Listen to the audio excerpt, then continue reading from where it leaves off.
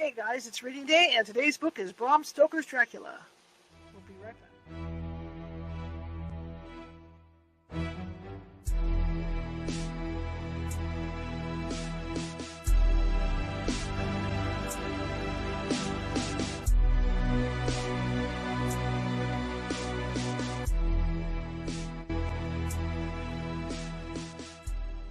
Grab your popcorn and snacks.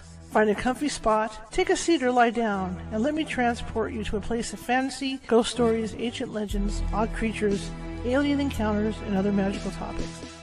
You may even decide to join the conversation. From faraway lands to your own backyard, with a small dash of pixie dust. Turn out the lights and open your minds. The journey is about to begin. Hey everybody, how you doing? Happy Sunday. I hope you guys had a great weekend. Let me get my buttons pushed here. And let me power up TikTok real quick, gang. And we'll get this show on the road.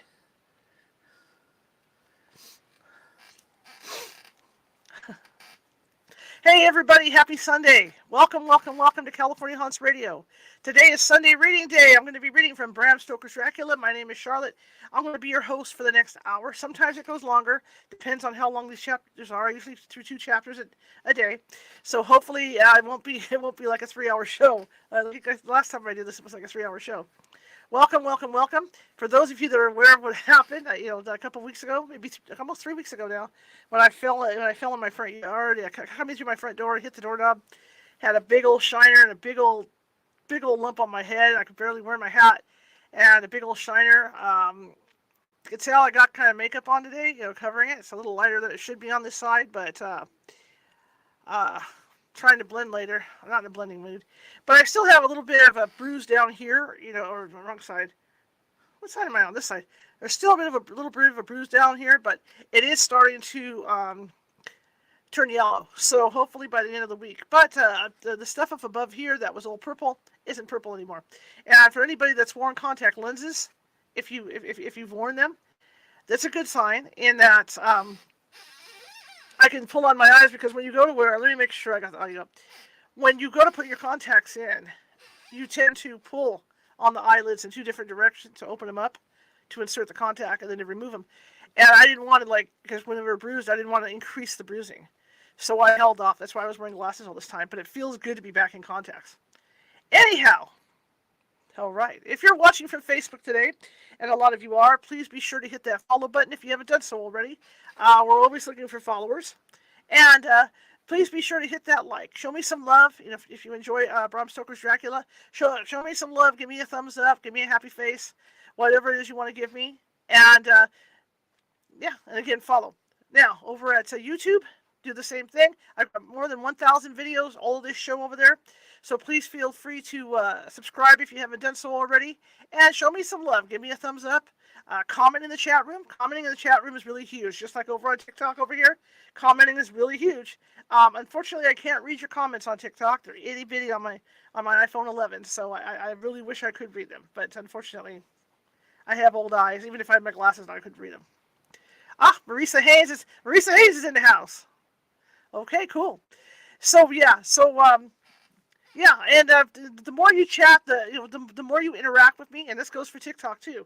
The more you interact with me, the higher it puts us in the FYP at all these social media places. What that does is it throws out suggestions. They throw the show out to more people to take a look at. And what I want to add in there, because we are on TikTok today, is that this is a regular show that I do Sunday through Friday. It's a paranormal themed show. I also do non-paranormal things, because I'm actually a photojournalist. And so I like to do non-paranormal topics, like tomorrow night. Okay, so we do have an address over on YouTube if you're interested in that. Once you hear this show, youtube.com/@California Haunts Radio is that address, and we're on at 6:30 p.m. Pacific every night except for tonight, which is 6 because it's Sunday. Okay, well, thank you for joining me over there at TikTok. I really appreciate it. Can we shoot for 1,000 likes? Can you guys double tap that screen for 1,000 likes while I'm reading? That would be really great if you could help me out with that. Just an FYI warning. Like I said earlier, I'm going to be reading for about maybe an hour and a half today. So just so you guys don't think that I'm not going to be doing anything on TikTok, that's what I'm doing, okay? I do have a goal up there of 100 corgis. Uh, we are working towards getting this show to run self-sufficient with income, and we're just starting out. And I also have the Patreon link is running along the bottom. So if you guys want to join my Patreon and become one of my Boo Crew, which is my Boo Crew on TikTok, that would be great. All right, no one's required to. Just look over on TikTok. You're not required to send gifts or anything like that. But I would really appreciate it. And if if you can't do the gift, then just double tap your screen and get me as many likes as possible. Okay, I'd really appreciate it. Okay, so where we left off, because I ended up reading on, what was it, Tuesday or Monday, because the guest I had couldn't make it, so I ended up reading during the week, and so we had an extra read in between.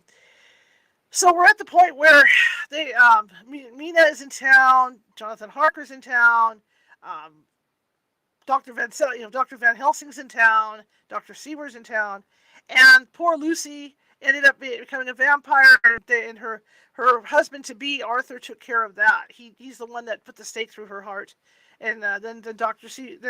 Van Helsing cut her head off and put it back in the casket with her.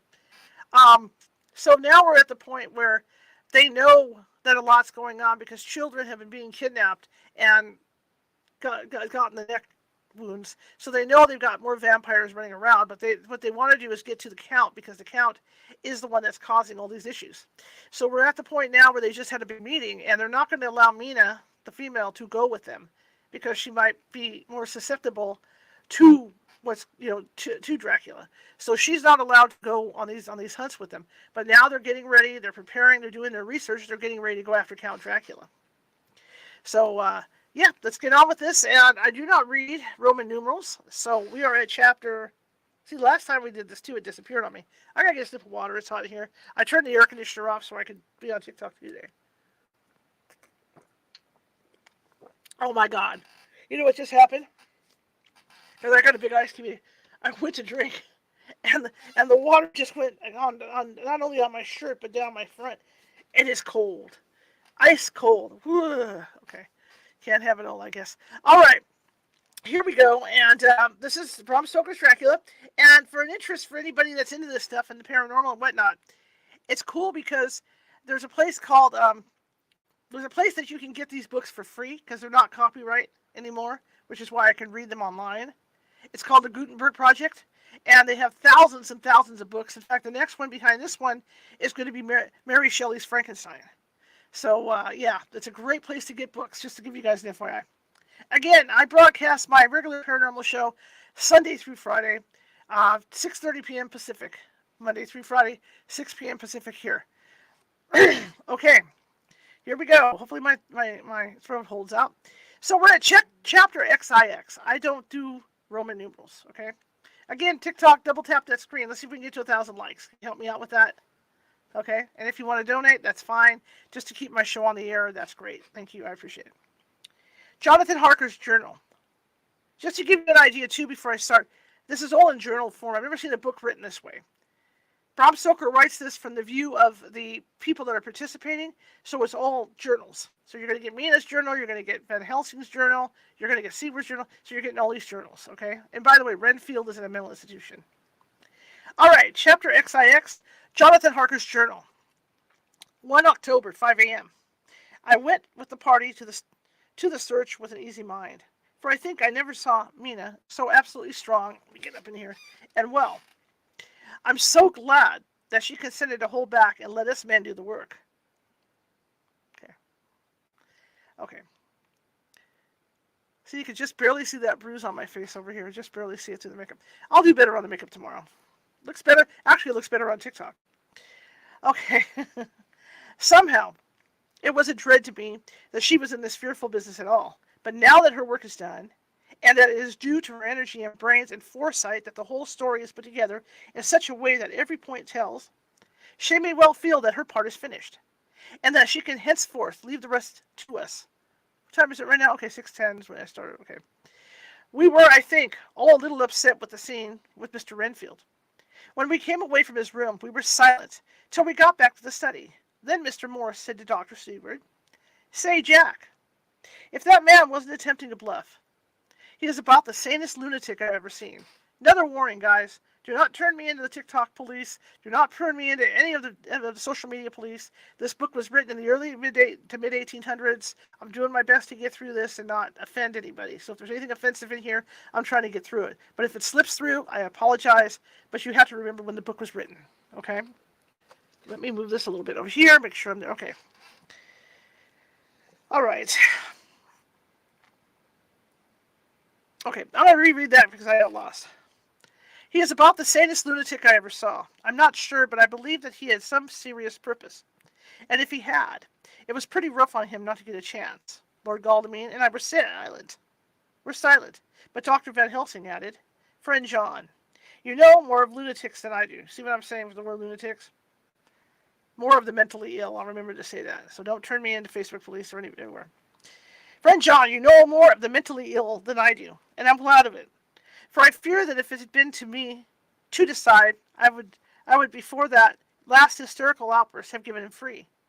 But we live and learn, and in our present task, we must take no chance. As my friend Quincy would say, all is best as they are. Dr. Seward seemed to answer them both in a dreamy kind of way. I don't know, but that I agree with you.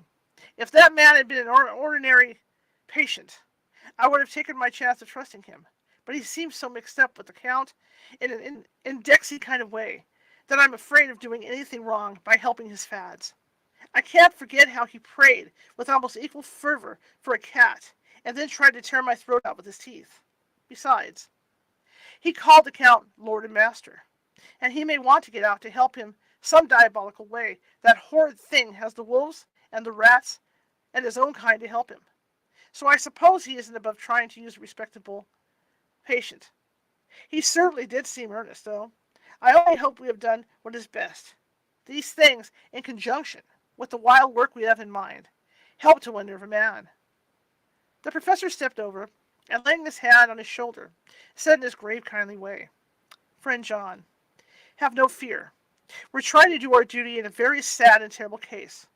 We can only do as we deem best. What else have we to hope for, except the pity of the good God?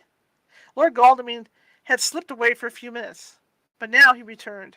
He held up a little silver whistle as he remarked, That old place may be full of rats, and if so, I've got an antidote on call. Having passed the wall, we took our way to the house, taking care to keep in the shadow of the trees on the lawn when the moonlight shone out.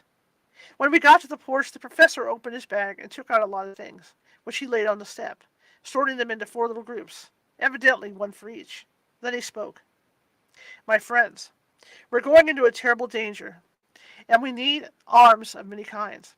Our enemy is not merely spiritual. Remember that he has the strength of 20 men, and that, though our necks or our windpipes are of the common kind, and therefore breakable or crushable, his are not, amenable to more strength. A stronger man or a body of men more strong and old than him can at certain times hold him, but they can't hurt him, as we can be hurt by him. We must therefore guard ourselves from his touch. Keep this near your heart. As he spoke, he lifted a little silver crucifix and held it out to me.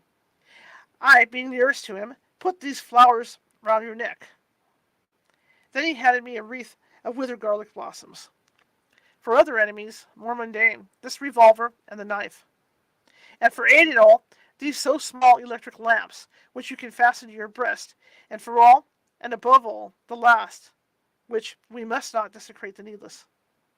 This was a portion of sacred wafer, which he put in an envelope and handed to me. Each of the others was similarly equipped. Now, he said, Friend John, where are the skeleton keys? If so, that we can open the door. We need not break house by the window, as before at Miss Lucy's. Dr. Seward tried 1 or 2 skeleton keys, his mechanical dexterity as a surgeon standing him in good stead. Presently, he got one to suit. After a little play back and forward, the bolt yielded, and, with a nasty clang, shot back. We pressed on the door. The rusty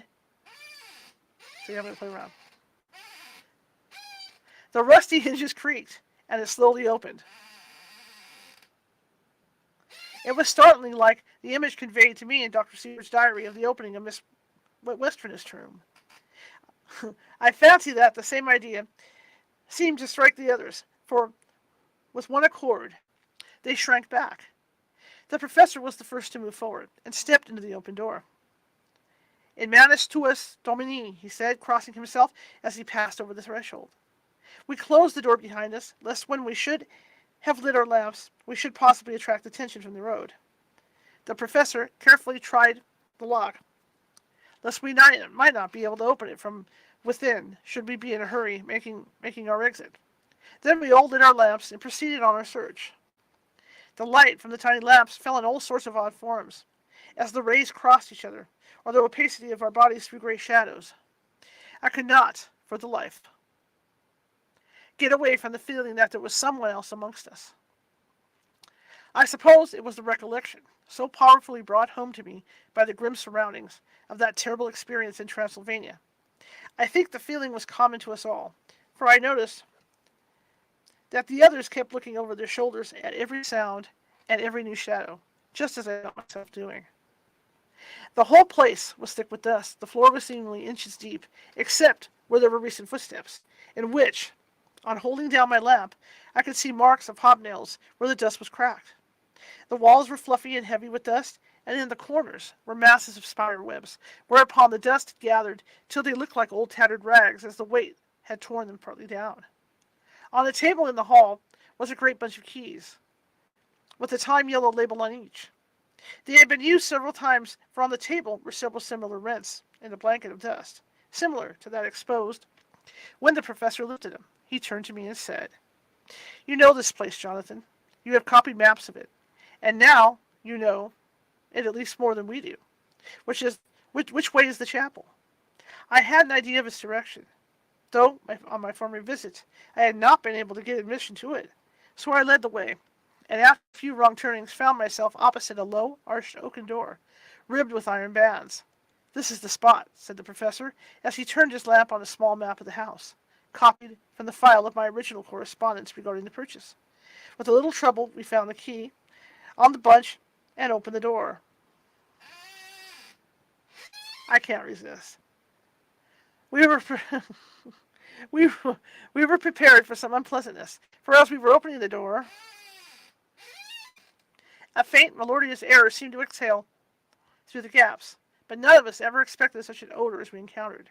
None of the others had met the Count at all, at close quarters, and when I had seen him, he was either in the fasting stage of his existence, or in his rooms, or when he was gloated with blood, in a ruined building open to the air. But here the place was small and close, and the long disuse had made the air stagnant and foul. There was an earthly smell, as some sort of dry miasma, which came through the fouler air. But, as to the odor itself, how shall I describe it? It was not alone that it was composed of all the ills of mortality, and with the pungent, acrid smell of blood, but it seemed as though corruption had become itself corrupt. Faugh! It sickens me to think of it. Every breath exhaled by that monster seemed to have clung to the place and intensified its loathsomeness. Double tap that screen if you like what you hear. Give me some thumbs up over there on the other side. Under ordinary circumstances, such a stench would have brought our enterprise to an end. But this was no ordinary case, and the high and terrible purpose in which we were involved gave us a strength which rose above merely physical considerations. After the involuntary shrinking consequent on the first nauseous whiff, we one and all set about our work, as though that loathsome place were a garden of roses. We made an accurate examination of the place, the professor saying, as we began, "The first thing is to see how many of the boxes are left. We must then examine every hole and corner and cranny and see if we cannot get some clue as to what has become of the rest." A glance was sufficient to show how many remained, for the great earth chests were bulky, and there was no mistaking them. There were only 29 left out of the 50. Once I got a fright, for, seeing Lord Godalming suddenly turn and look out the vaulted door into the dark passage beyond, I looked too, and for an instant my heart stood still. Somewhere, looking out from the shadow, I seemed to see the highlights of the Count's evil face. The ridge of the nose, the red eyes, the red lips, the awful pallor. It was only for a moment, for as Lord Godalming said, I thought I saw a face, but it was only in the shadows, and resumed his inquiry. I returned my lamp in the direction, and stepped into the passage. There was no sign of anyone, And as there were no corners, no doors, no aperture of any kind, but only the solid walls of the passage, there could be no hiding place for even him. I took it that fear had helped imagination and said nothing. A few minutes later, I saw Morris step suddenly back from a corner, which he was examining. We all followed his movements with our eyes, for undoubtedly some nervousness was growing on us. You know what I have to do? I'm sorry, you guys over here on the main computer. I apologize. I forgot to switch my sound settings, so give me a second. Let's make sure we got the sound settings working. And they're not coming up. It just froze. Okay, alright, let me try it again. For some reason, there it is. Let me switch these over. I forgot to do it because I always turn on my speaker so I can watch YouTube at night and stuff and get ideas for shows. So give me a second, if you will, to get these things set. Let's make sure. Nope, I thought so. We're on the wrong mic, too. There we go. Alright. See, I was even on the wrong mic, so here we go. We're back on the right mic. In fact, let me double check, guys. Just bear with me. Make sure I got the right settings. I forgot to do it when I came in. This is my fault, so give me a second. This is all my fault. Bear with me. I promise we'll get through this book like before midnight. A lot of people join. Well, for the people that are currently joining, let me get this going. Okay. For the people that are currently joining, I'm reading from Bram Stoker's Dracula today. So, if you like horror stories, this is the way to go. Okay. I got this. Okay, sorry. Usually, you know, the mic on the camera is really good because I used that for a while when I first got this computer. Okay, so here we go. So we are reading from Bram Stoker's Dracula for the people that are joining. I welcome all of you from TikTok. Okay. Okay, so here we go. We'll continue now. There was no sign of anyone, and as there were no corners, no doors, no aperture of any kind, but only the solid walls of the passage, there could be no hiding place even for him. I took it that fear had helped imagination, and said nothing. A few minutes later, I saw Morris step back from a corner, which he was examining. We all followed his movements with our eyes, for undoubtedly some nervousness was growing on us, and we saw a whole mass of phosphorescence, which twinkled like stars. We all instinctively drew back. The whole place was becoming alive with rats. For a moment or two, we stood appalled, all save Lord Godalming, who was seemingly prepared for such an emergency. Rushing over to the great iron-bound oaken door, which Dr. Seward had described from the outside, and which I had seen myself, he turned the key in the lock, drew the huge bolts, and swung the door open. Here we go again. Ready? He just swung the door open. Then, taking his little silver whistle from his pocket, he blew a low, shrill call. It was answered from behind Dr. Seward's house by the yelping of dogs, and after about a minute, 3 terriers came dashing round the corner of the house. You know what? Rat terriers. I have one. Rat terriers in the old days were... God, you can just see this thing so bright. I should have blended a little more, guys. I didn't blend very well. Anyway, I have a rat terrier. Rat terriers were raised to chase rats. That was their job because they could burrow down in the holes. Okay.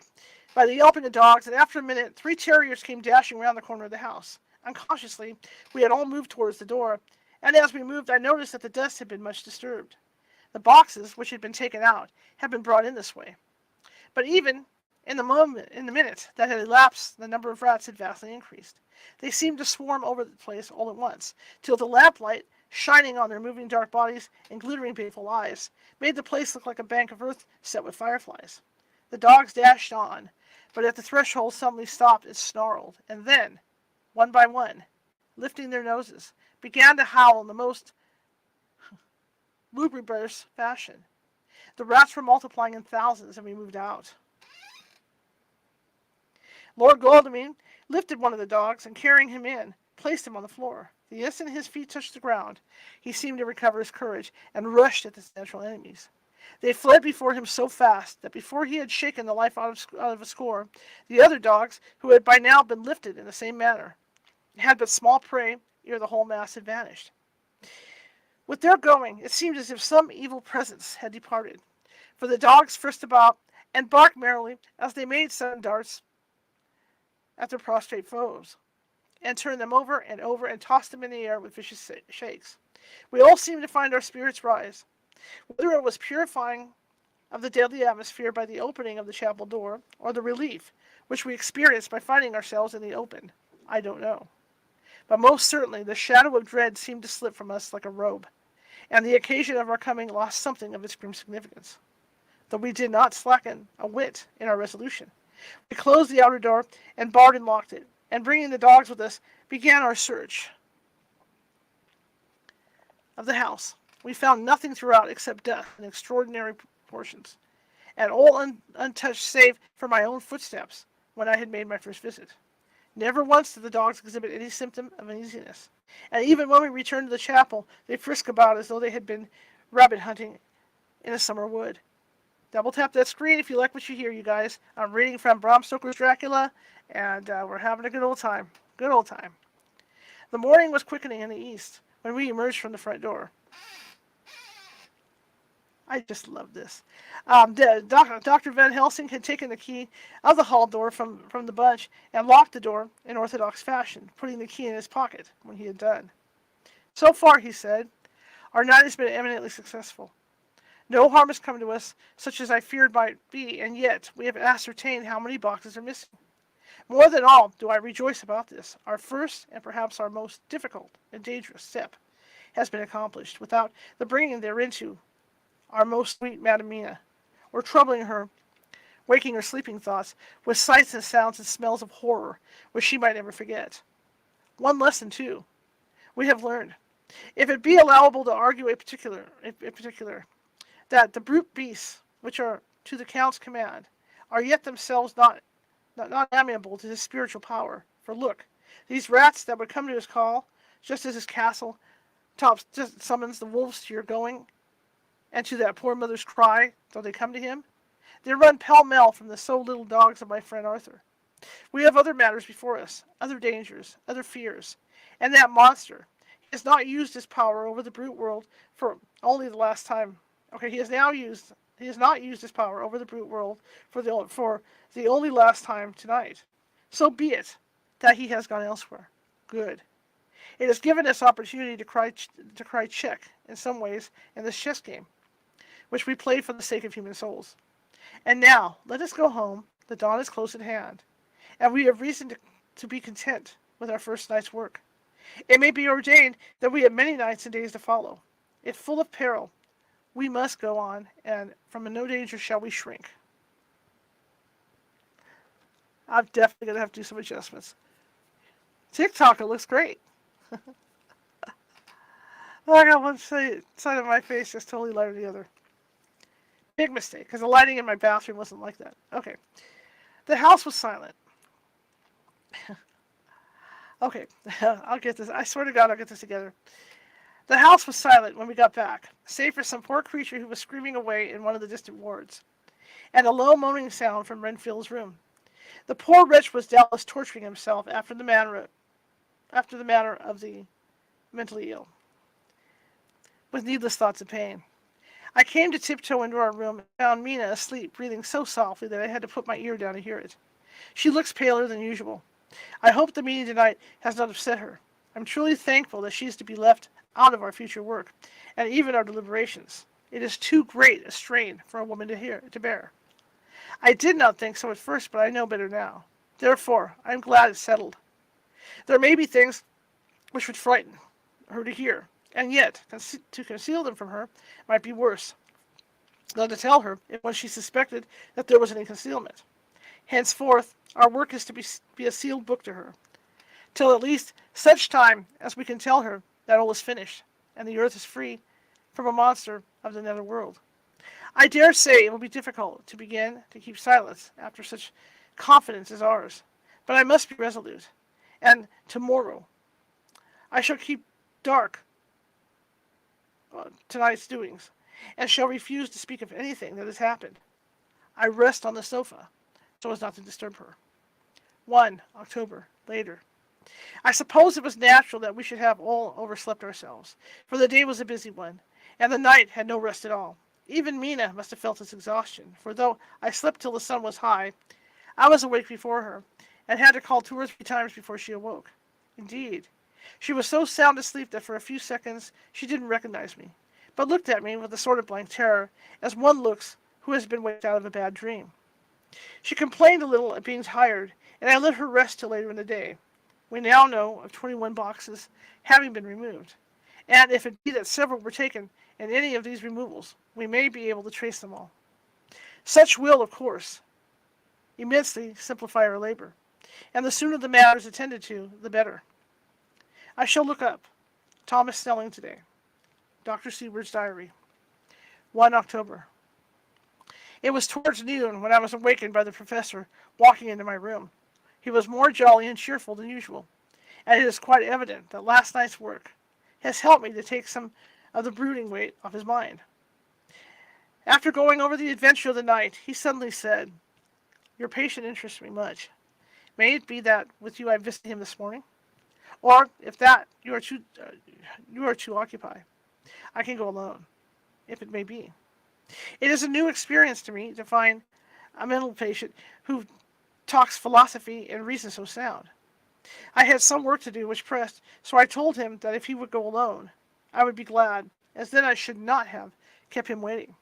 So I called an attendant and gave him the necessary instructions. Before the professor left the room, I cautioned him against getting any false impressions from my patient. But, he answered, I want him to talk of himself and of his delusion as to consuming life things.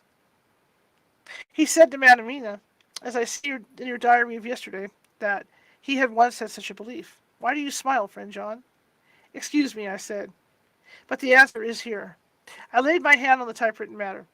When our sane and learned see, I almost said the word. When our sane and learned mental patient made the very statement of how he used to consume life, his mouth was actually nauseous with the flies and spiders which he had eaten just before. Mrs. Harker entered the room. Van Helsing smiled in turn. Good, he said. Your memory is true, friend John. I should have remembered, and yet it is very obliquity of thought and memory which makes mental disease such a fascinating study. Perhaps I may gain more knowledge out of the folly of this madman than I shall from the teaching of the most wise. Who knows? I went on with my work, and before long was through. It seemed that the time had been very short indeed, but there was Van Helsing back in the study. Do I interrupt? He asked politely as he stood at the door. No, not at all, I answered. Come in. My work is finished, and I'm free. I can go with you now if you like. It's needless. I have seen him. Well, I fear that he does not appraise me much. Our interview was short. When I entered his room, he was sitting on a stool in the center, with his elbows on his knees, and his face was the picture of a sullen discontent. I spoke to him as cheerfully as I could, and with such a measure of respect as I could assume. He made no reply whatsoever. Don't you know me? I asked. His answer was not reassuring. I know you well enough. You are the old fool Van Helsing. I wish you would take yourself and your ideologic brain theory somewhere else. Damn old thick-headed Dutchman. Not a word more would he say, but sat in his implacable, sullenness, as indifferent to me as though I had not been in the room at all. Thus departed for his time my chance of much learning from this so clever mental patient. So I shall go, if I may, and cheer myself with a few happy words with that sweet soul, Madam Mina. Friend John, it does rejoice me unspeakable that she is no more to be pained, no more to be worried without terrible things, through which we shall much miss her help. It is better so. I agree with you all my heart, I answered earnestly, for I did not want him to weaken in his matter. Mrs. Harker is better out of it. Things are quite bad enough for us, old men of the world, and who have been in many tight places in our time, but it is no place for a woman. And if she had remained in touch with the affair, it would in time infallibly have wrecked her. So Van Helsing is gone to confer with Mrs. Harker and Harker. Quincy and Art are all out following up the clues as to the earth boxes. I shall finish my round of work, and we shall meet tonight. Mina Harker's journal. 1 October. It is strange to me to be kept in the dark, as I am today, after Jonathan's full confidence for so many years, to see him manifestly avoid certain matters, and those the most vital of all. This morning I slept late after the fatigues of yesterday, and though Jonathan was late too, he was the earlier. He spoke to me before he went out, never more sweetly or tenderly, but he never mentioned a word of what had happened in the visit to the Count's house. And yet, he must have known how terribly anxious I was. Poor dear fellow. I suppose it must have distressed him even more than it did me. They all agreed that it was best that I should not be drawn further into this awful work, and I agreed. But to think that he keeps anything from me, and now I am crying like a silly fool, when I know it comes from my husband's great love and from the good wishes for those other strong men.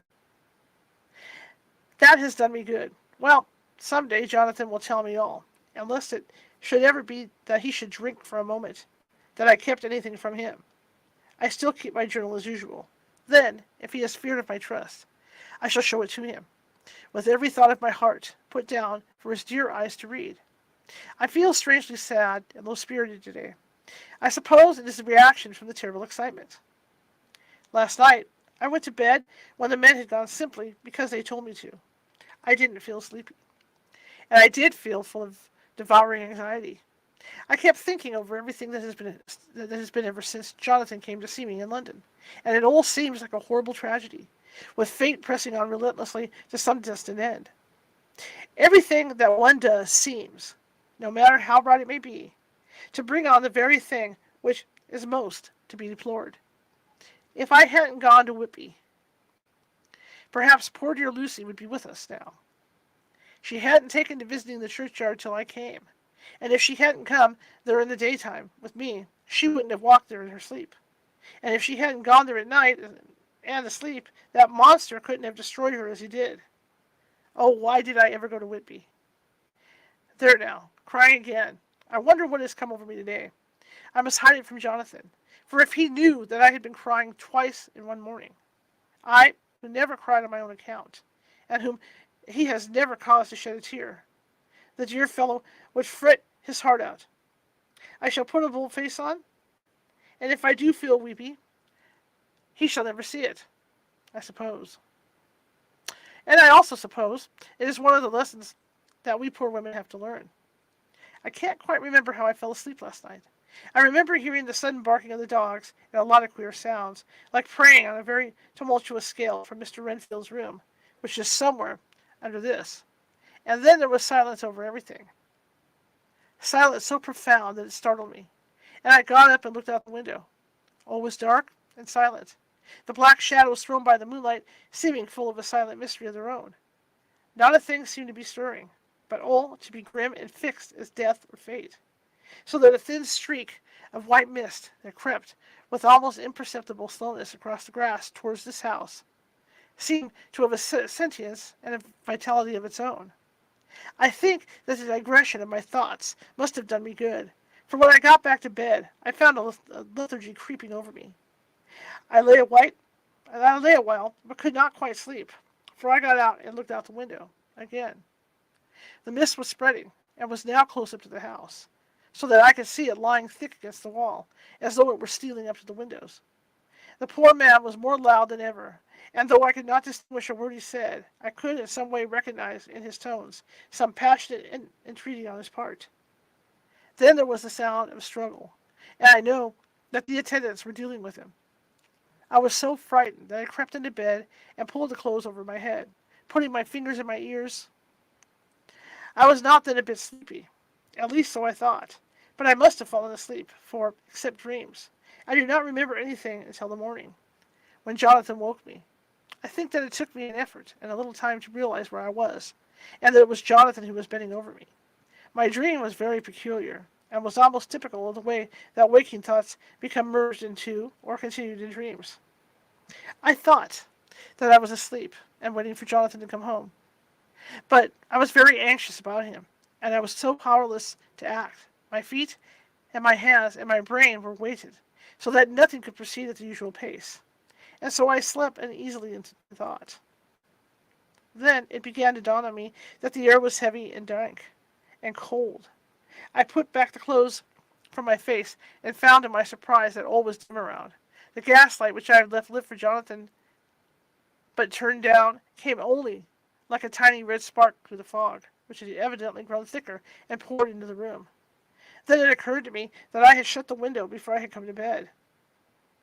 I would have got up to make certain on the point, but some leaden lethargy seemed to chain my limbs and even my will. I lay still and endured. That was all. I closed my eyes, but could still see through my eyelids. It is wonderful what tricks our dreams play us, and how conveniently we can imagine. The mist grew thicker and thicker, and I could see now it came in, for I could see it like smoke, or with the white energy of boiling water, pouring in, not through the window, but through the joinings of the door. It got thicker and thicker, till it seemed as if it became concentrated into a sort of pillar of cloud in the room, through which the top of which I could see the light of the gas shining like a red eye. Things began to whirl through my brain, just as the cloudy column was now whirling in the room, and through it all came the scriptural words, a pillar of cloud by day and a fire by night. Was it indeed some spiritual guidance that was coming to me in my sleep?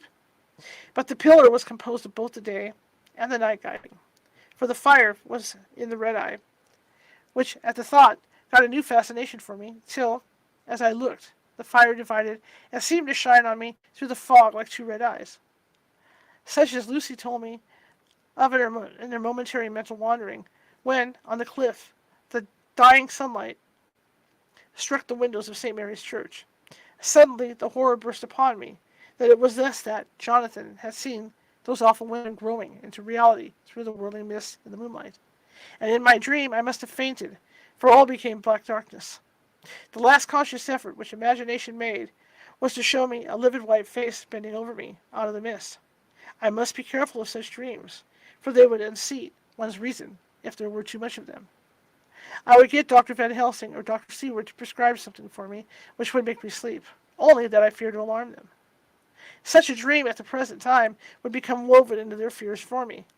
Tonight I shall strive hard to sleep naturally. If I do not, I shall tomorrow night get them to give me a dose of Calrol. That cannot hurt me for once, and it will give me a good night's sleep. Last night tired me more than if I had not slept at all.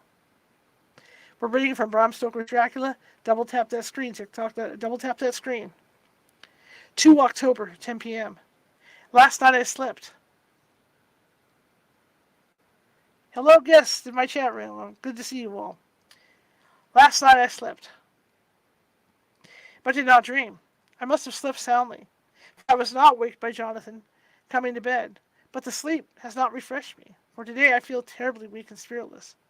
I spent all day yesterday trying to read or lying down dozing. In the afternoon, Mr. Renfield asked if he might see me.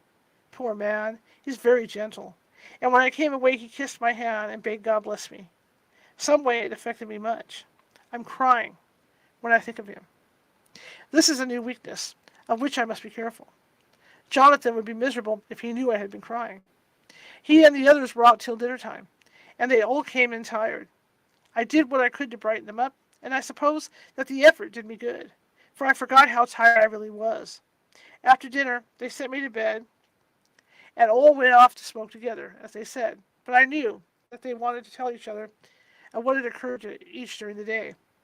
I could see from Jonathan's manner that he had something important to communicate. I was not so sleepy as I should have been, so before they went I asked Dr. Seward to give me a little opioid of some kind, as I had not slept well the night before. He very kindly made me up a sleeping draught, which he gave to me, telling me that it would do me no harm, and it was very mild. I have taken it, and am waiting for sleep, which still keeps aloof, I hope. I have not done wrong, for as sleep begins to flirt with me, a new fear comes that I may have been foolish, and thus depriving myself of the power of waking. I might want it. Here comes sleep. Good night. Let me grab some water. See if I don't pour it down my front chest anymore, because that would really suck, wouldn't it?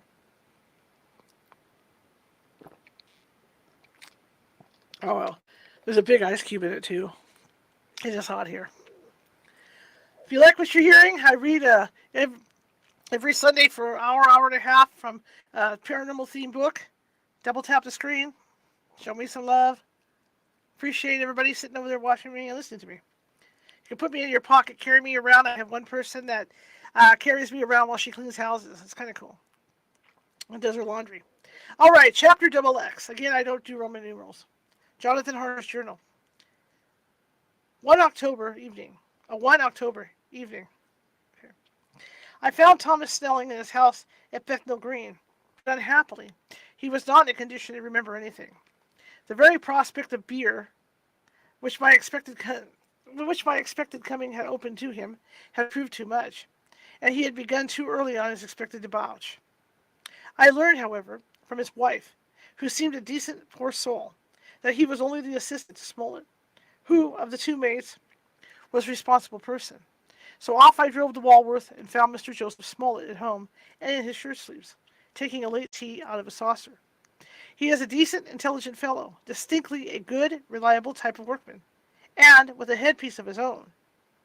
He remembered all about the incident of the boxes, and from a wonderful dog's ear notebook, which he produced from some mysterious receptacle about the seat of his trousers, and which he had hieroglyphical entries in thick, half a blue-dirty pencil, he gave me the destinations of the boxes. There were, he said, 6 in a cartload, which he took from Carfax and left at 197 Chicksand Street, Mile End, Newtown, and another 6 which he deposited at Jamaica Lane, Bermondsey.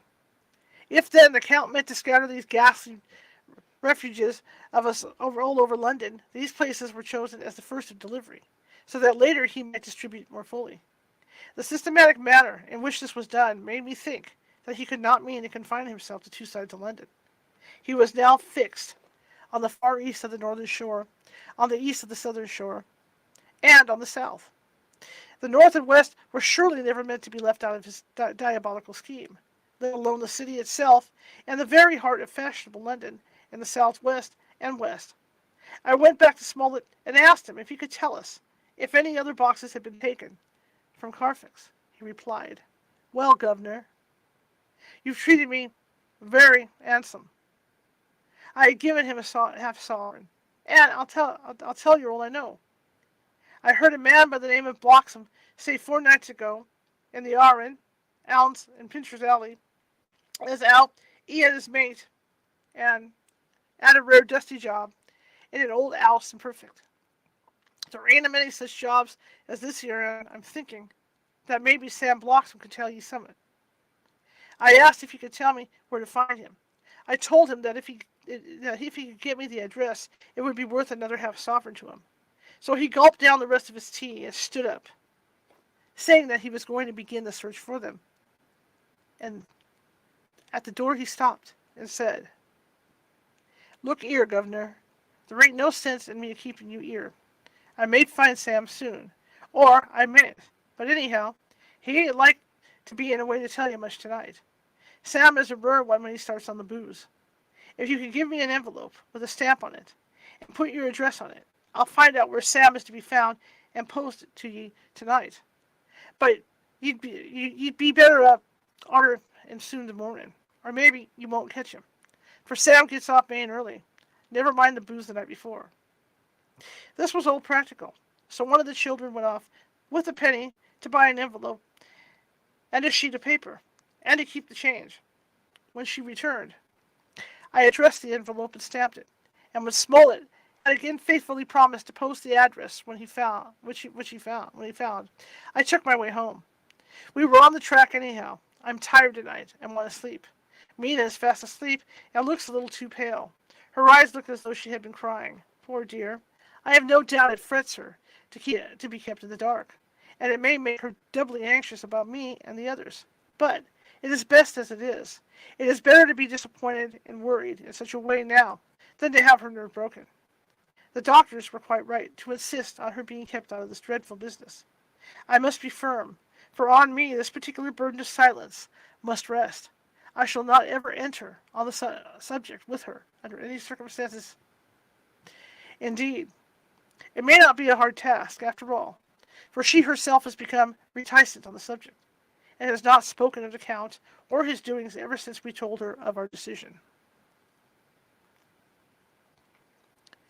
2 October evening. A long and trying and exciting day. By the first post, I got my directed envelope with a dirty scrap of paper enclosed, on which was written with a carpenter's pencil in a sprawling hand, Sam Bloxham, Corcoran's 4, Porter's Court, Bartell Street, Walworth. Ask for the Ask for the Depite. Depite? I don't know what that is. I got the letter in bed and rose without waking Mina. She looked heavy and sleepy and pale, and far from well. I determined not to wake her, but that, when I should return from this new search, I would arrange for her going back to Exeter.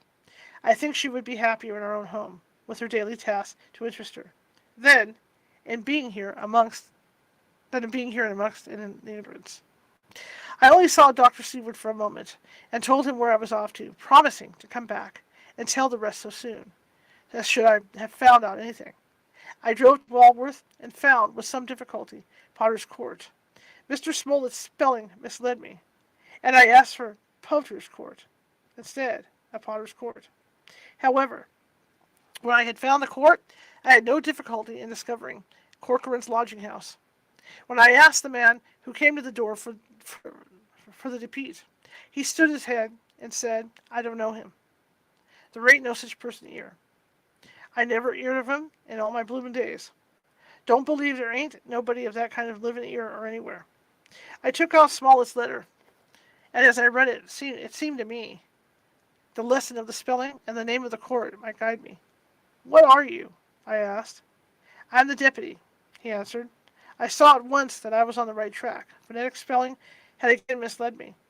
A half-crown tip put the deputy's knowledge at my disposal, and I learned that Mr. Bloxam, who had slept off the remains of his beer on the previous night at Corcoran's, had left for his work at Poplar at 5 o'clock in the morning. He could not tell me where the place of work was situated, but he had a vague idea that it was some kind of a newfangled warehouse. And with this slender clue, I had to start for Poplar. It was 12 o'clock before I got any satisfactory hint of such a building, and this I got at a coffee shop where some workmen were having their dinner. One of these suggested that there was being erected across Angel Street a new cold storage building, and as this suited the condition of a newfangled warehouse, I at once drove to it. An interview with the surly gatekeeper and a surlier foreman, both of whom were appeased with the coin of the realm, put me on the track of Bloxam. He was sent for on my suggestion that I was willing to pay his day's wages to his foreman for the privilege of asking him a few questions on a private matter. He was a smart enough fellow, though rough of speech and bearing. When I had promised to pay for his information and given him an earnest, he told me that he had made 2 journeys between Carfax and a house in Piccadilly, and had taken from this house to the latter 9 great boxes, main heavy ones, with a horse and cart hired by him for his purpose. I asked him if he could tell me the number of the house in Piccadilly, to which he replied, "Well, governor, I forgets the number, but it was only a few doors from a big white church, or something of the kind, not long built. It was a dusty old house, too, though nothing to the dustiness of the house that we took the bloomin' boxes from." "How did you get into the houses if they were both empty?" There was the old party that engaged me a waiting in the house at Perfect. He helped me lift the boxes and put them in the dray. Curse me, but he was the strongest chap I ever struck. And him, an old feller with white mustache, one that thin you would think he couldn't throw a shatter. How this phrase thrilled me. Why, he took up his end of the boxes like they was pounds of tea, and me a puffin' and a blowin' afore I could upend mine anyhow. And I'm no chicken either. "How did you get to the house in Piccadilly?" I asked. "He was there too. He must have started off and got there afore me, for when I rung the bell, he came and opened the door itself and helped me to carry the boxes in and all." "The whole 9? "Yes. There was 5 in the first load and 4 in the second. It was main dry work, and I don't so well remember how I got home." I interrupted him. "Were the boxes left in the hall?" "Yes. It was a big hall, and there was nothing else in it. I made one more attempt to further the matters." "You didn't have any key?" "Never used no key, nor nothing. The old gent, he opened the door itself and shut it again when I drove off. I don't remember the last time, but that was the beer." and you can't remember the number of the house. No, sir. But you needn't have no difficulty about that. It's a, um, it has a stone front with a bow on it, and it steps up, and there's steps up to the door. I know them steps, having to carry the boxes up with 3 loafers, what come round her in a copper. The old gent gave me them shillings, and they see, and they got so much, they wanted more. But he took one of them by the shoulder, and it was like to throw him down the steps, till the lot of them went away cussing. I thought that, with this description, I could find the house. So having paid my friend for his information, I started off for Piccadilly. I had gained a new painful experience. The Count could, if it was evident, handle the earth boxes himself. If so, time was precious for her. Now that he had achieved a certain amount of distribution, he could, by choosing his own time, complete the task unreserved. At Piccadilly Circus, I discharged my cab and walked westward. Beyond the Junior Constitutional, I came across the house described and was satisfied that this was the next of the lairs arranged by Dracula. The house looked as though it had been long unattended. The windows were encrusted with dust, and the shutters were up.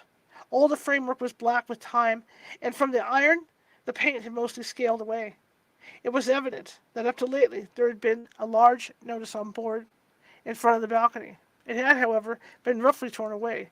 The uprights which had supported it still remaining. Behind the rails of the balcony, I saw there were some loose boards whose raw edges looked white.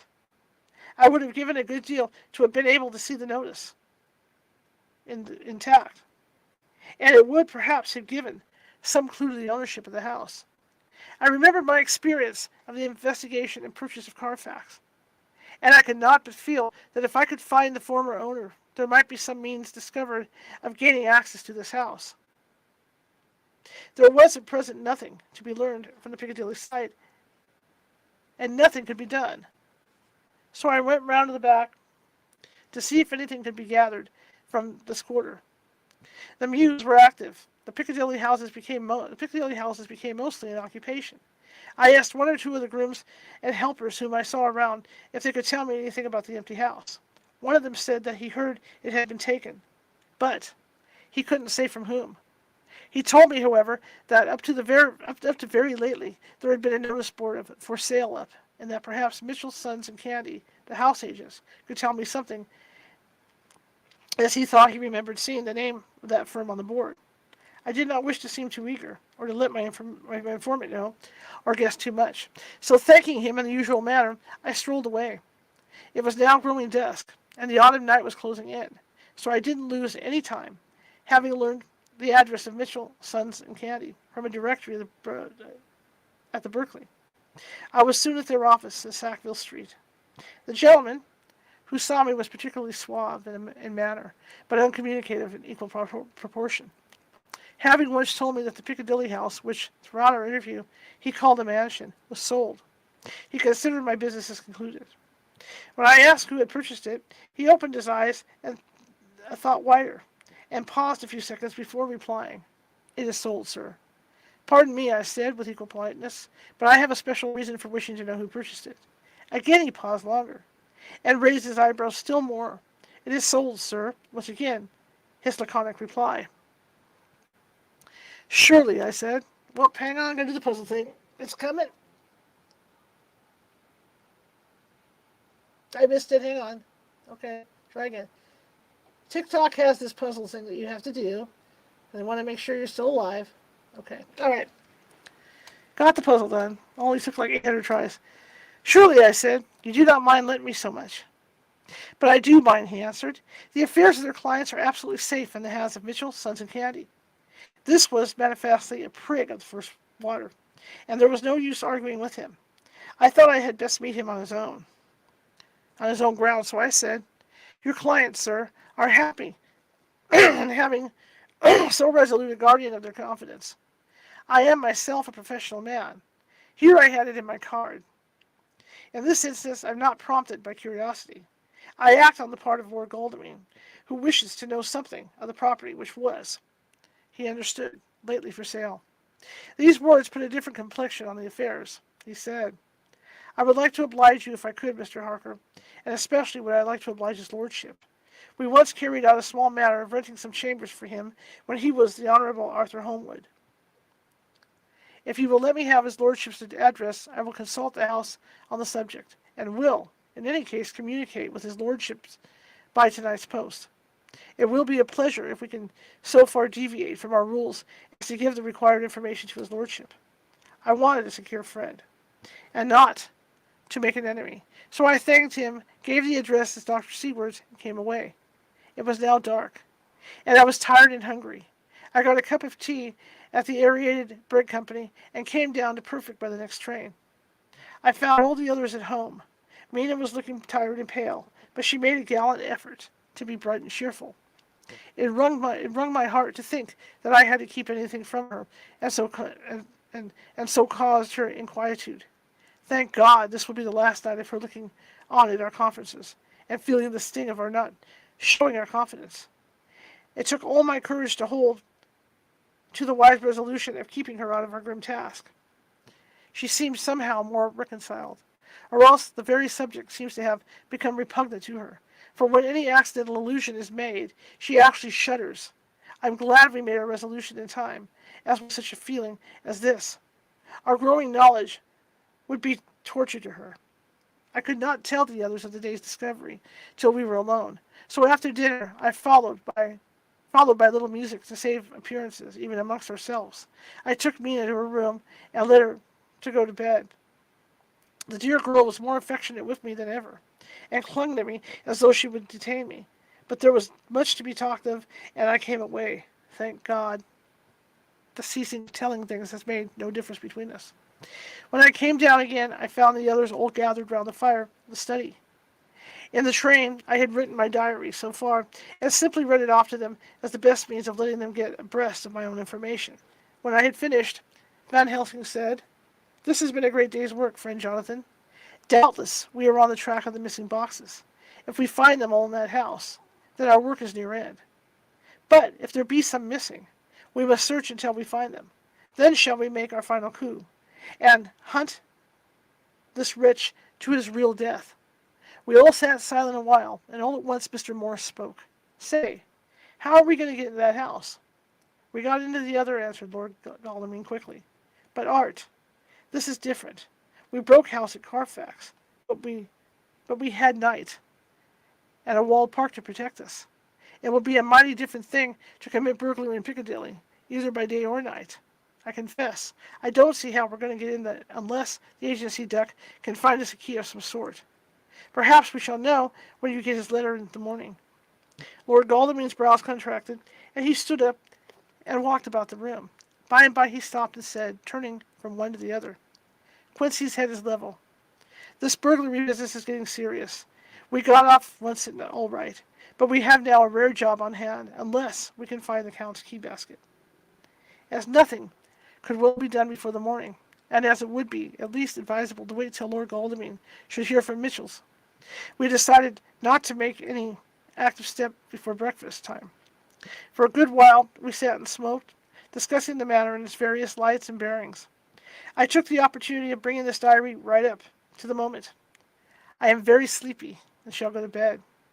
Just a line. Mina sleeps soundly, and her breathing is regular. Her forehead is puckered up into little wrinkles, as though she thinks even in her sleep.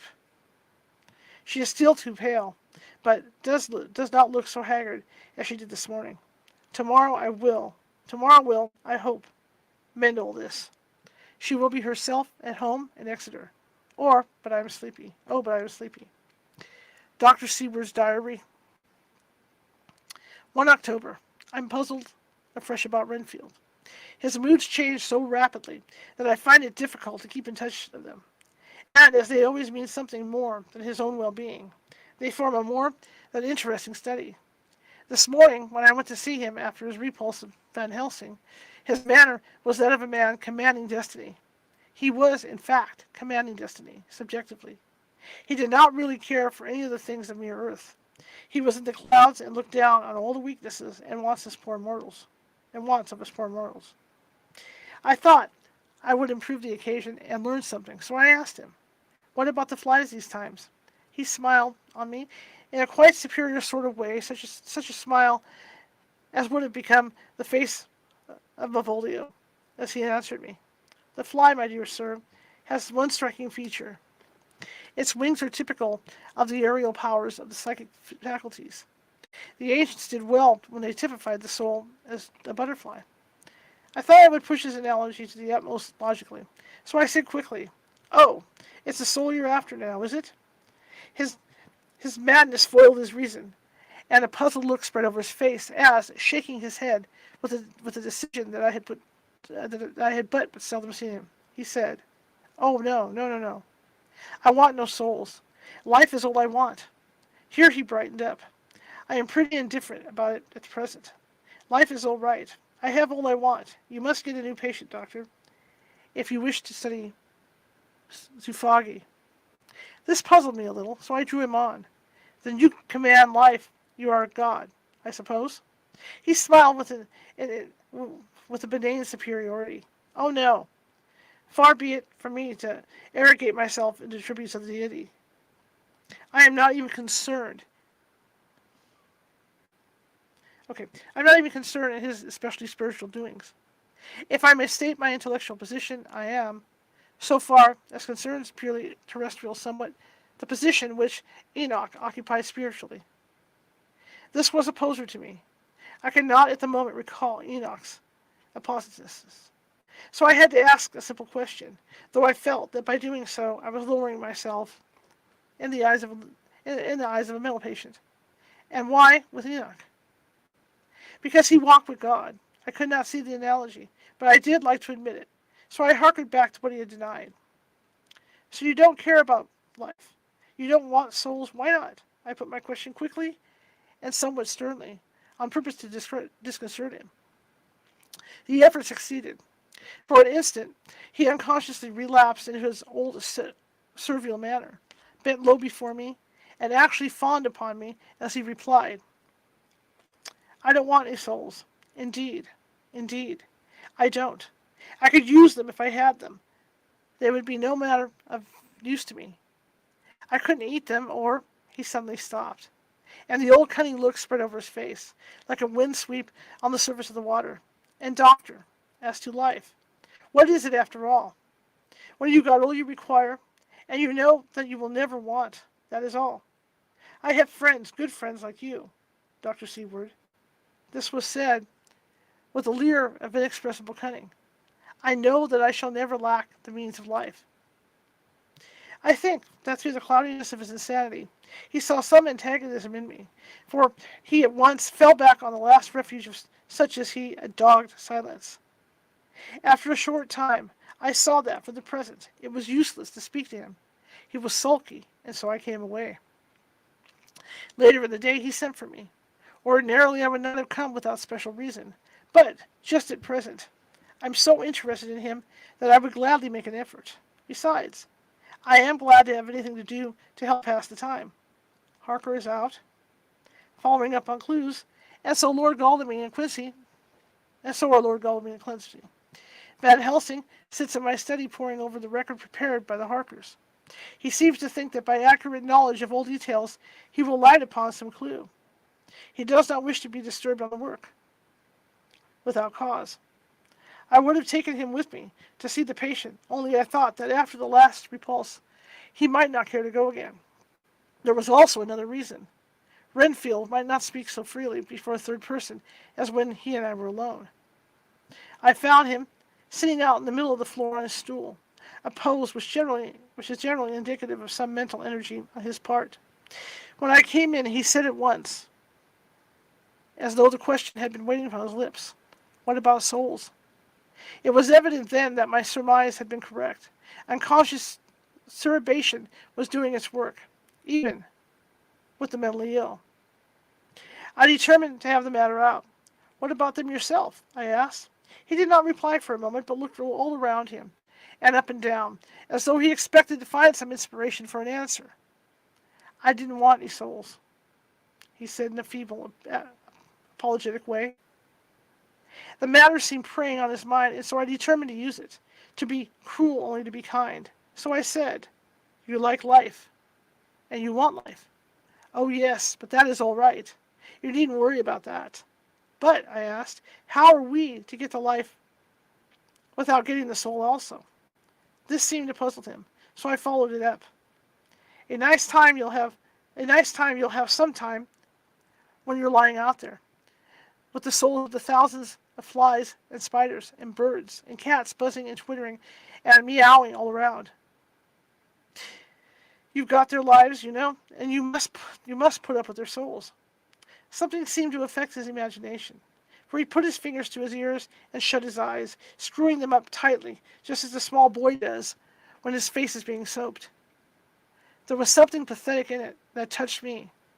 It also gave me a lesson, for it seemed that before me was a child, only a child, though the features were worn, and the stubble on the jaws was white. It was evident that he was undergoing some process of mental disturbance, and, knowing how his past moods had interpreted things seemingly foreign to himself, I thought I would enter into his mind as well as I could and go with him.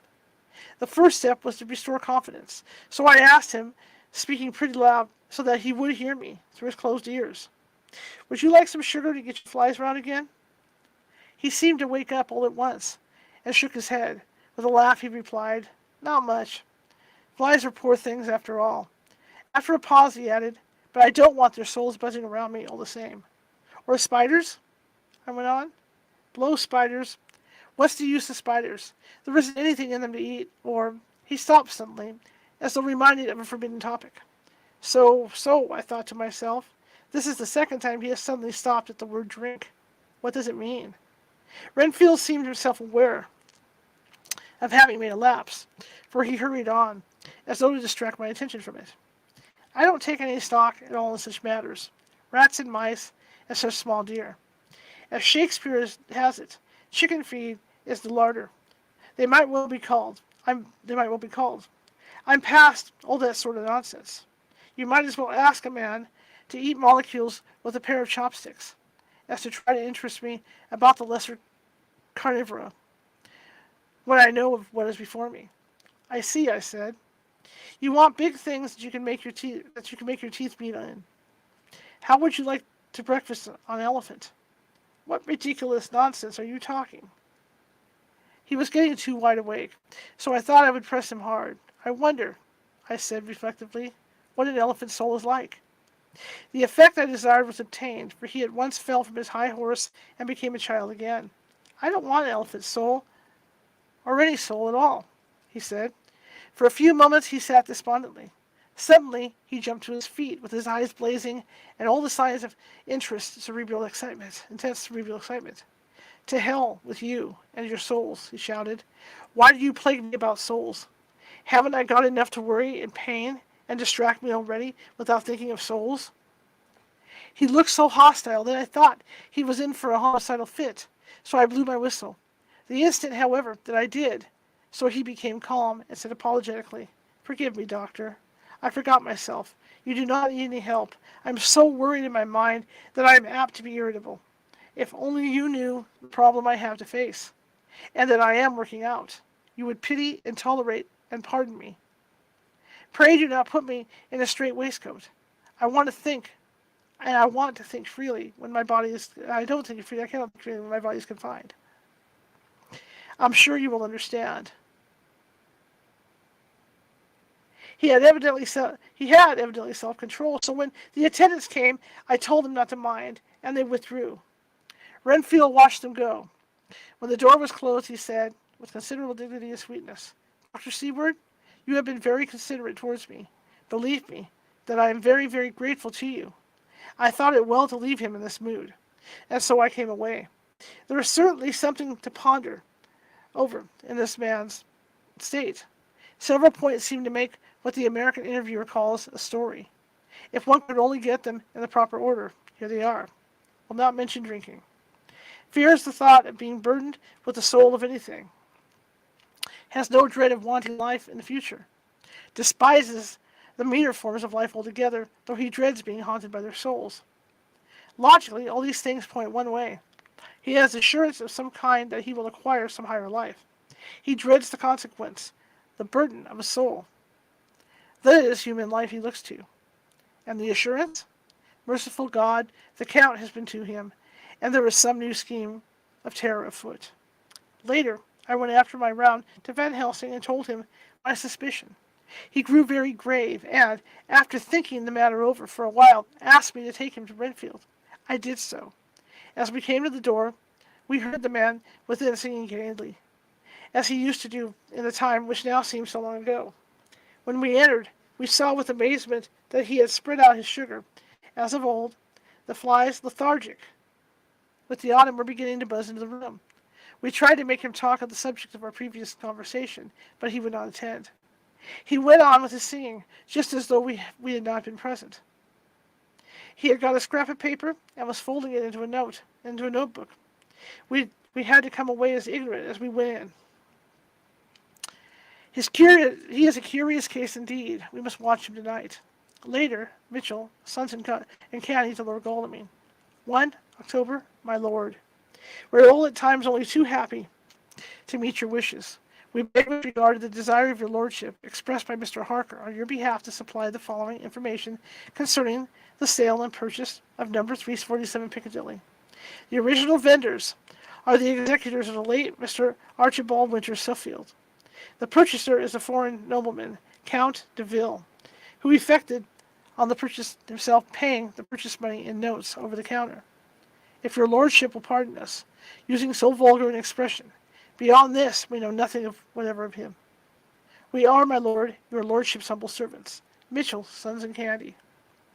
Dr. Seward's diary, 2 October. I placed the man in the corridor last night and told him to make an accurate note of any sound he might hear from Renfield's room, and gave him instructions that if there should be anything strange, he was to call me. After dinner, when we had all gathered round the fire in the study, Mrs. Harker having gone to bed, we discussed the attempts and discoveries of the day. Harker was the only one who had any result, and we are in great hopes that his clue may be an important one. Before going to bed, I went round to the patient's room and looked in through the observation tap. He was sleeping, and his heart rose and fell with regular respiration. This morning, the man on duty reported to me that a little after midnight he was restless and kept saying his prayers somewhat loudly. I asked him if that was all. He replied that it was all he heard. There was something about his manner so suspicious that I asked him point blank if he had ever been asleep. He denied sleep, but admitted to having dozed for a while. It's too bad that men cannot be trusted unless they are watched. Today, Harker is out following up his clue, and Art and Quincy are looking after horses. Godalming thinks that it will be well to have horses always in readiness, for when we get the information which we seek, there will be no time to lose. We must sterilize all the important earth between sunrise and sunset. We shall thus catch the Count at its weakness. And without a refuge to fly to, Van Helsing is off to the British Museum, looking up some authorities on ancient medicine. The old physicians took account of things which their followers do not accept. And the professor is searching for witch and demon cures which may be useful to us later. I sometimes think we must all be mad, and that we shall wake to sanity in strait waistcoats. Later. We have met again. We seemed at last to be on track. And our work tomorrow may be the beginning of the end. I wonder if Renfield's quiet has anything to do with this. His moods have so followed the doings of the Count that the coming destruction of the monster may be carried to him in some subtle way. If we could only get some hint as to what passed in his mind between the time of my argument with him today and his resumption of fly catching, it might afford us a valuable clue. He is now seemingly quiet for his spell, is he? That wild yell seemed to come from his room. The attendant came bursting into my room and told me that Renfield had somehow met with some accident. He had heard him yell, and when he went to him, found him lying on his face on the floor, all covered in blood. I must go at once. Okay, that's where it ends today. So we will continue next Sunday, chapter XXI. So I appreciate everybody coming. I appreciate everyone that's listening from everywhere on TikTok, everyone that's listening from Facebook and YouTube and all those other cool places that we like to beam out to. Yes, close this down. and I appreciate it. Tomorrow we'll be back at 6:30 p.m. Pacific because we're going to be interviewing. Get get this, Carrie Bible with Hollywood Forever Cemetery. No, we're not talking about ghosties, but we're going to be talking about some awfully famous movie stars who are buried there. We're going to get some history on all of them and on the cemetery. So hopefully you guys are here to join me for that. That for TikTok people, that's going to be youtube.com/@ California Haunts Radio. And the rest of you, of course, will see it all, you know, teased online and all that good stuff. All right, well, I want to thank you all, and TikTok, I will see you next week. Bye. Okay. All right, guys, I got TikTok off, and not many likes today. We do what we do. Anyway, I want to thank you all for coming today, and again, I will be back tomorrow, 6:30 p.m. Pacific, for a nice talk about the Hollywood Forever Cemetery. We can talk about old-timey movie stars. It's really fun. And actually Close Up the cat as well. There's a cat that was living at the cemetery that they named Close Up, and he now has a new owner who is Carrie Bible. And he actually went home with her, and he's domesticated now. So he's retired from hanging out at the cemetery. So I'll see you guys tomorrow. And do find time to visit our Patreon.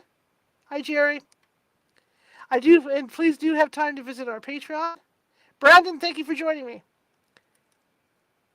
And check out what we have to offer over there, because we're trying to keep this thing going, and we're trying to get funding, to keep all the bills paid. And if you guys join up the Patreon, 18.7 cents a day will make you a member of my Patreon. 18 cents a day. Anyway, check it out. Anyway, I'll see you tomorrow. If you like the show, share it with 5 people. If you hate the show, share it with 5 of your enemies. We're equal opportunity here. Just trying to get the word out. All right, guys. See you tomorrow. Have a great day.